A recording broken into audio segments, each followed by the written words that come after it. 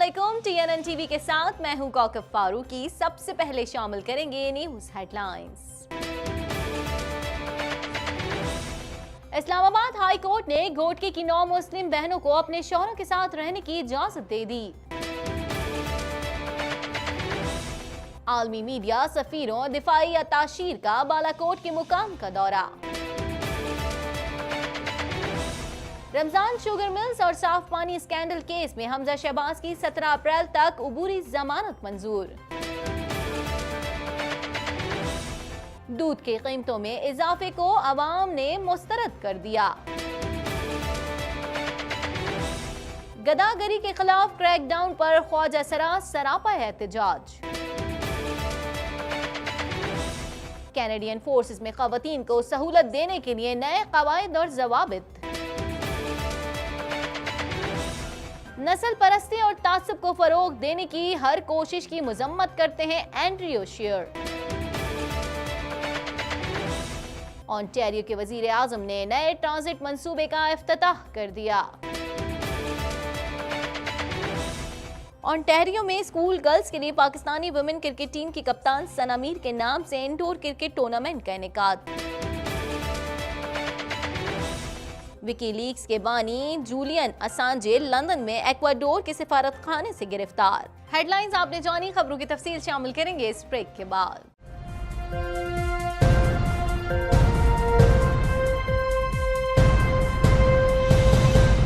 Bulletin में खुशामदीद। Bulletin के आगाज में सबसे पहले खबर शामिल करेंगे। इस्लामाबाद हाई कोर्ट ने तहकीकाती रिपोर्ट की रोशनी में घोटकी की 9 मुस्लिम बहनों को अपने शौहरों के साथ रहने की इजाजत दे दी है। मजीद जान लेंगे इस रिपोर्ट में।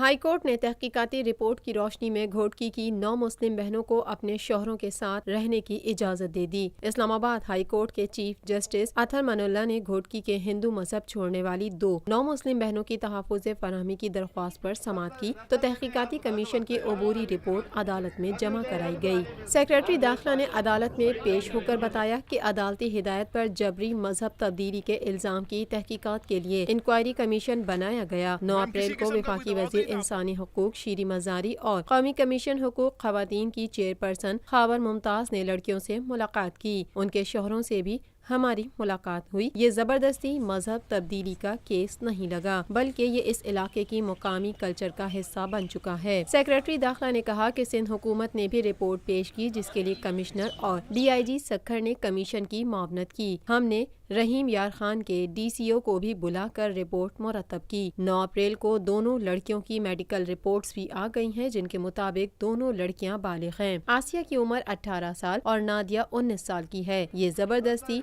मजहब तब्दीली नहीं, बल्कि वहाँ के हालात के मुताबिक है। चीफ जस्टिस अतर मनुल्लाह ने कहा कि अक़लियतों को शुबा भी नहीं होना चाहिए कि उनके हुकूक महफूज नहीं। कमीशन के अरकान बड़ी इज्जत के हामिल लोग हैं और हमें उन पर यकीन है।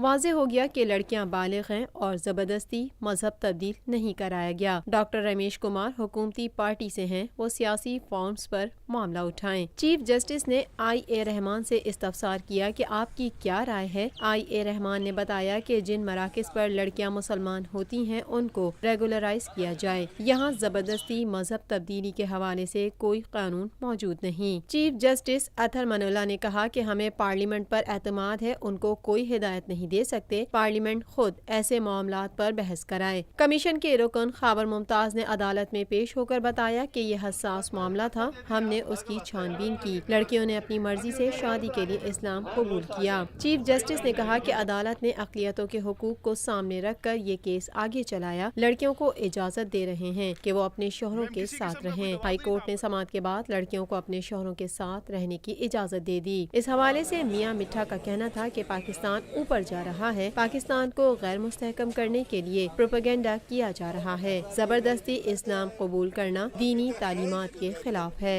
भाई बात यह है कि कोई भी ज़बरदस्ती मुसलमान शरीयत में कानून शरी कानून के मुताबिक हो नहीं सकता।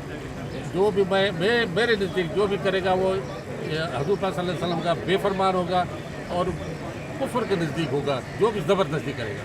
हम मुसलमान हैं अल्हम्दुलिल्लाह, ज़बरदस्ती किसी के ऊपर नहीं करते न करेंगे। इंशाअल्लाह ताला इस्लाम की फतह होगी। कुफार ने जितना कुछ किया है और जितना करेंगे वो मुंह पे गिरेगा। ये वो लोग हैं जो कि इस्लाम को, पाकिस्तान को बदनाम करना चाहते हैं और ये साजिश है, राह के एजेंट है। ये सिर्फ और सिर्फ इस्लाम को और पाकिस्तान को बदनाम कर रहे हैं, क्योंकि पाकिस्तान ऊपर जा रहा है।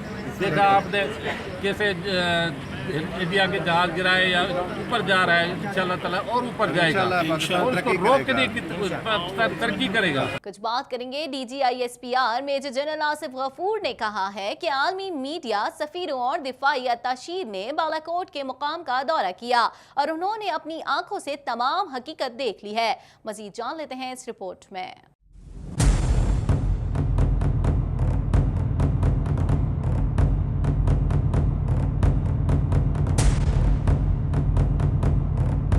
DGISPR major general Asif Ghafoor ने कहा है कि आलमी मीडिया, सफीरों और दिफाई अत्ताशीर ने बालाकोट के मकाम का दौरा किया और उन्होंने अपनी आंखों से तमाम हकीकत देख ली। पाक फौज के शोबा ताल्लुकात आमा की जानिब से जारी होने वाले एलामिये के मुताबिक इंटरनेशनल मीडिया, सफीरों और डिफेंस अत्ताशीर ने बालाकोट और जाबा के मकाम का दौरा किया। तमाम लोगों ने भारतीय दावे की हकीकत को अपनी आंखों से देख लिया। ISPR के मुताबिक इंटरनेशनल मीडिया नुमाइंदों में अक्सर ऐसे सहाफ़ी शामिल थे जो भारत में काम कर रहे हैं। उन्हें मेजर जनरल आसिफ गफूर ने भारत की जानिब से किए जाने वाले झूठे दावे पर तमाम सूरत हाल से आगाह किया। DGISPR ने जमीनी हक़ाइक़ और दीगर शवाहिद के हवाले से भी वफ्द को आगाह किया, जबकि मेजर जनरल आसिफ गफूर ने वफ्द को भारतीय बम क्रेटर भी दिखाए। सहाफियों और मुबस्सिरीन के वफ्द ने उस मुकाम का भी दौरा किया जहां मदरसे वाक़ है। वफ्द ने मदरसे के तलबा और असातिज़ा से भी बातचीत की, जबकि मदरसा भी देखा जो अपनी जगह पर मौजूद है। DGISPR का कहना था कि भारत झूठे दावों के बजाय सच्चाई तस्लीम करे और खित्ते में अमन के फरोग के लिए जिम्मेदार रियासत का किरदार अदा करे और मकबूजा कश्मीर की बिगड़ती सूरत हाल पर तवज्जो दे। ISPR के मुताबिक बाद अज़ा वफ़द ने आर्मी पब्लिक स्कूल सवात का दौरा किया और मुख्तलिफ हिस्सों का मुआयना भी किया। अलावा अजी आर्मी मीडिया के नुमाइंदों ने मालाकंड में बहाली 9 मरकज का भी दौरा किया। लाहौर से खबर शामिल करेंगे। आपको बताएं, लाहौर हाई कोर्ट ने रमजान शुगर मिल्स और साफ पानी स्कैंडल केस में हमजा शहबाज की 17 अप्रैल तक अबूरी जमानत मंजूर कर ली है। मजीद जान लेते हैं इस रिपोर्ट में।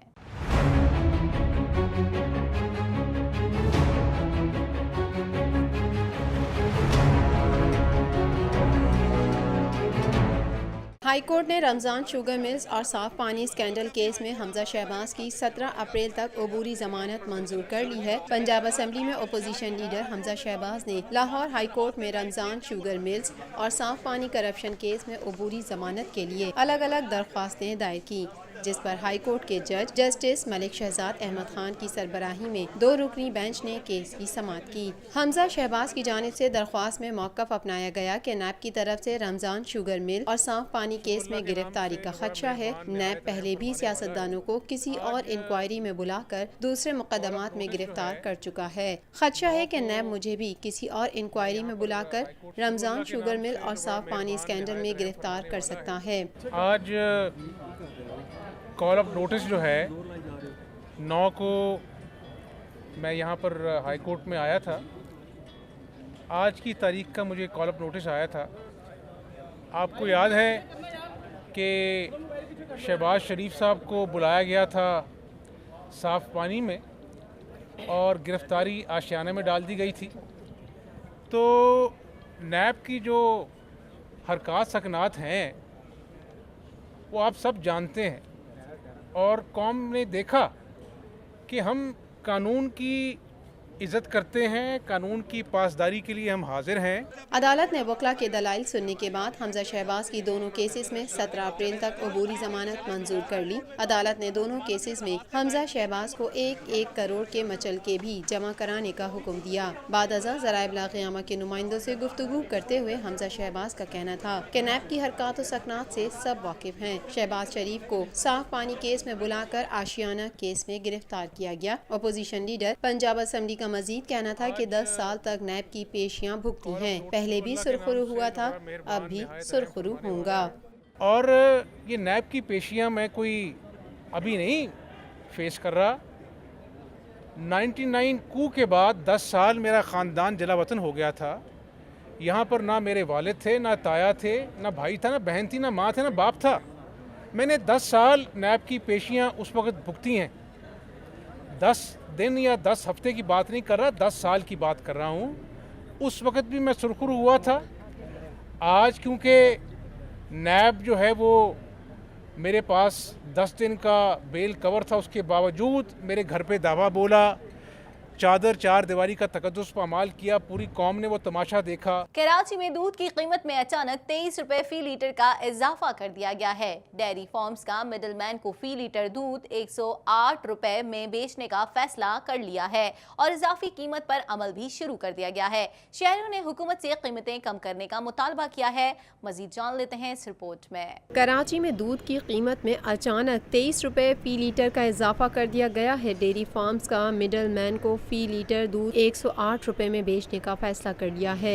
डेयरी फार्मर्स का मिडलमैन को फी लीटर दूध 108 रुपए में बेचने का फैसला कर लिया है और इजाफी कीमत पर अमल भी शुरू कर दिया गया। कराची में डेयरी फार्मर्स की मनमानियां जारी हैं। अभी 1 साल पहले ही दूध की कीमतों का मसला उठा था, जिस पर सिंध हाई कोर्ट ने दूध की कीमत 85 रुपए फी लीटर बरकरार रखने का हुक्म देते हुए कमिश्नर कराची को स्टेक होल्डर्स का इजलास बुलाकर कीमतों का असर नौ जायजा लेने का हुक्म दिया था, जिसके बाद गुज़िश्ता साल के अप्रैल में दूध की कीमत बढ़ाकर 94 रुपए फी लीटर की गई थी। ताहम सिर्फ 1 साल बाद ही डेयरी फार्मर्स ने एक बार फिर अंधेर मचाते हुए 23 रुपए फी लीटर का इजाफा कर दिया है। अवाम ने ये इजाफा बुरी तरह मुस्तरद कर दिया है और हुकूमत से मुतालबा किया है कि मनमाना इजाफा करने वालों के खिलाफ सख्त कार्रवाई की जाए। ज़राए इब्लाग़ के नुमाइंदे से गुफ्तगू करते हुए दूध फरोश मोहम्मद सलमान का कहना था कि मार्च से कीमतें बढ़ाने की बातें हो रही हैं, लेकिन अभी तक तस्दीक नहीं हो सकी है। दूध की कीमतों में इजाफे से दुकानदार और खरीदार दोनों ही परेशान हैं। इत्तलात तो हमारे पास भी हैं, लेकिन अभी तक ऐसे कोई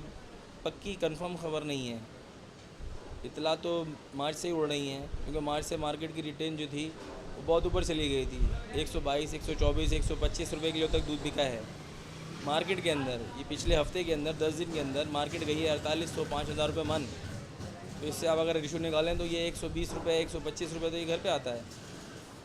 तो इसकी वजह से बाज़ डीलर जो हैं वो इस पर बहुत परेशान हैं। उन्होंने दुकानें बंद कर दी हैं और कस्टमर अलग परेशान हैं। कस्टमर कहते हैं कि अगर ये इतने महंगा होगा तो फिर हम क्या करेंगे। जिस तरह जैसे पेट्रोल के पैसे इन्होंने बढ़ा दिए हैं, 100 रुपये लीटर पेट्रोल कर दिया है इन्होंने, इस तरह दूध के पैसे भी पेट्रोल के साथ ही चल रहा है मेरे ख्याल में। एक मजदूर आबिद रहमान का कहना था कि मजदूरी करके पेट पाल रहे हैं, हर चीज महंगी हो रही है, गरीब आदमी किस तरह पूरा करेगा। क्या करेंगे, गरीब बंदे मजदूर भी करके पेट पाल रहे हैं। अभी 1 किलो दूध लेते वो भी है ना 125 रुपये बढ़ रहे हैं। मजदूर ठेला चलाने वाले कहाँ से बंदा पूरी करेगा। हर चीज़ पे महंगाई होती जा रही है, सब्जियां बढ़ रही हैं, दूध बढ़ रहा है। अभी ये 25 रुपये 1 किलो पे बढ़ेंगे तो बंदा कहाँ से पूरी करेगा। एक दुकानदार मोहम्मद अरशद का कहना है, हर कोई कह रहा है कि मेरे साथ नाइंसाफी हो रही है, लेकिन हर तरफ से दुकानदार ही पिस रहा है। ये हर बंदा कहता है मेरे साथ नाइंसाफी हुई है, नाइंसाफी हुई, नाइंसाफी हुई। सर ये किसके साथ हो रही है? ये मेरे ख्याल से तो सबसे ज़्यादा नाइंसाफी हो रही है दुकानदार के साथ। कमिश्नर आता है वो बोलता है भाई इनके ऊपर जुर्माना करो। कमिश्नर से वो भी किसी की नहीं सुनता, वो फार्मरों के पास जाता नहीं है। फार्मर चाहते हैं भाई हमें ज़्यादा से ज़्यादा पैसे मिले, फार्मर हमारा रेट बढ़ा देते हैं। अब फार्मर हमें दे रहे हैं फ़ी किलो, हमारा 10 तारीख से लागू हो गया है 108 रुपये किलो हमें फ़ी घर पे पड़ रहा है। 108 रुपये और 75 पैसे हमारी दुकान के अंदर ये दूध पड़ रहा है। तो अब हम ये बताएं कि हम क्या बेचें, हम दूध बेचें, दुकानें बंद कर दें, अपने बच्चों को क्या खिलाएं, क्या ला के दें घर पे भाई। गदागरी के खिलाफ क्रैकडाउन पर ख्वाजा सरा सरापा एहतजाज बन गए। कराची प्रेस क्लब के बाहर ख्वाजा सराओं की नुमाइंदा तंजीम जेंडर इंटरैक्टिव अलायंस के तहत किए गए मुजाहरे में बड़ी तादाद में ख्वाजा सरा शरीक हुए। मजीद अहवाल जानेंगे इस रिपोर्ट में। गदागरी के खिलाफ क्रैकडाउन पर ख्वाजा सरा सरापा एहतजाज बन गए। कराची प्रेस क्लब के बाहर ख्वाजा सराओं की नुमाइंदा तंजीम जेंडर इंटरएक्टिव अलायंस के तहत किए गए मुजाहरे में बड़ी तादाद में ख्वाजा सरा शरीक हुए। मुजाहरे में शरीक ख्वाजा सराओं ने हाथों में प्ले कार्ड्स उठा रखे थे जिन पर उनके मुतालबात दर्ज थे। मुजाहिरीन का कहना था कि सिंध हुकूमत ख्वाजा सराओं को नौकरियों में उनका कोटा दे और उनके रोजगार का मुनासिब इंतजाम करे। चेयरपर्सन जिया बिंदिया राना ने कहा कि शहर भर के सिग्नल्स और दीगर मकामात पर गदागरी पर पाबंदी की वजह से अनगिनत ख्वाजा सराओं की गिरफ्तारियां हुई और उन्हें इस शर्त पर लॉकअप से रिहाई मिली कि अब वो गदागरी के पेशे से मुस्तकिल ताब हो जाएं। मगर मौजूदा पाबंदी की वजह से गिरफ्तारियों के खौफ से ख्वाजा सरा फाका खुदकशी का शिकार हो चुके हैं, सिंध हुकूमत वजीफा दे या हुनर सिखाए। देखिए जी, हमारा मुजाहरे करने का ये मतलब है कि हम बेगिंग की लानत से तंग आ चुके हैं, हम मांगने से नाच गाने से तंग आ चुके हैं। मगर हम लोग गवर्नमेंट से डिमांड करें कि 15 से 20 हज़ार वजीफ़ा दे और इनको इज्जत का, ताकि ये रोजी रोज़गार सीख सकें और गवर्नमेंट में इनको जॉबें दी जाएँ ताकि ये मांगने की लानत से बच सकें।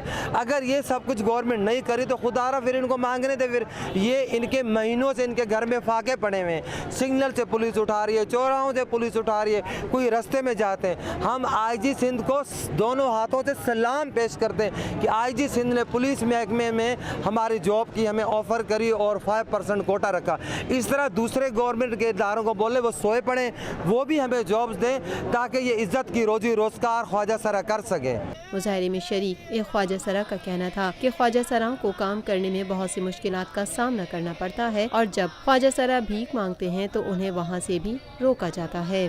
देखिए, ख्वाजा सरा कम्युनिटी एक वो ऐसा मुतवासित तबका है हमारे माशरे में जिसमें जिनके पास कोई अपॉर्चुनिटी नहीं है, ना तो उनके पास जॉब है और वर्क प्लेस पे जो उनके साथ डिस्क्रिमिनेशन है वो आज तक कभी ख़त्म नहीं हो सका। ठीक है, उसके अलावा जो एंटी बेगिंग लॉ पास जो हुआ है उसकी वजह से ख्वाजा सराओं की जो है वो ज़िंदगी बहुत खसाली की तरफ जा रही है। अगर उनको ना तो उनको स्किल दी गई है, ना उनकी 2% कोटा पर जो है वो इम्प्लीमेंट किया गया है और ना ही उनको जो है वो कोई जो है ना कोई ऐसा वजीफ़ा दिया गया है जिससे वो अपनी ज़िंदगी गुजार सके। उसके बाद अगर जब ख्वाजा सरा सड़कों पे खड़े होकर भीख मांगते हैं उस वहाँ से भी उनको रोक दिया जाता है, उनको उठा लिया जाता है। तो आखिर वो अब जाके अगर वो ना कमाएंगे नहीं, खाएंगे नहीं, तो वो अपनी ज़िंदगी कैसे गुजारेंगे? उनके ज़राए मार्च से बैगिंग और नाच गाने के हद तक ही महदूद है। अब हमारा ये मुतालबा है कि गवर्नमेंट जो है वो एंटी बैगिंग लॉ जो इन्होंने पास किया है वो बेशक पास करें, सबके लिए करें, मगर हमें तो एटलीस्ट जो है कोई अपॉर्चुनिटी दें, क्योंकि हमें तो ना अब तक अपने सही तरीके से राइट्स मिले हैं ना ही कोई अपॉर्चुनिटी मिली है। मजीद खबरें भी बुलेटिन का हिस्सा होंगी मगर इस ब्रेक के बाद।